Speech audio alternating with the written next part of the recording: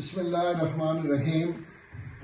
پاکستان تحریک انصاف کے بانی چیئرمین عمران خان صاحب کے خلاف ہونے والے فیصلے پر میں پاکستان فلاح پارٹی کا امیدوار قومی اسمبلی NA57 راولپنڈی سید راشد علی گردیزی اور میرے ساتھ امیدوار قومی اسمبلی حلقہ NA48 اسلام آباد، ہم دونوں اپنی پارٹی کا موقف آپ کے سامنے رکھنا چاہتے ہیں۔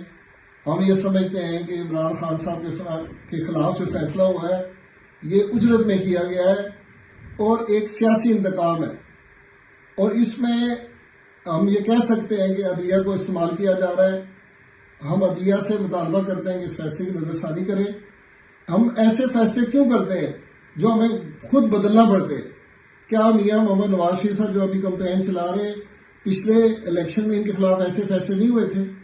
اور آج ہم نے اپنے ہاتھوں کی لگائی ہوئی گروں کو اپنے دانتوں سے کھولنا پڑا ہے، تو کیوں ہم دوبارہ وہی کام کر رہے ہیں جس سے ہمارے ملک کا نقصان ہو رہا ہے اور عدلیہ کا وقار مجروح ہو رہا ہے؟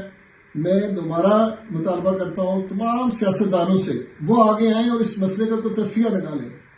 پیپلز پارٹی اس میں کردار ادا کر سکتی ہے تو وہ کردار ادا کرے، کیونکہ کوئی بھی پارٹی ہے جو کردار ادا کر سکتی ہے اسے کرنا چاہیے، تماشا نہیں دیکھنا چاہیے۔ یہ وقت ہم پر بھی آئے گا، دوسرے سیاستدانوں پہ بھی آئے گا، اسی سے پاکستان کے استحکام اور سلامتی وابستہ ہے۔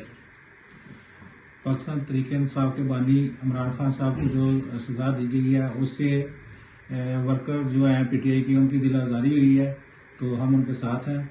تو یہ ہے کہ اس فیصلے پر نظر ثانی کی جائے اور ان کو ریلیف دیا جائے زیادہ سے زیادہ۔ بہت شکریہ۔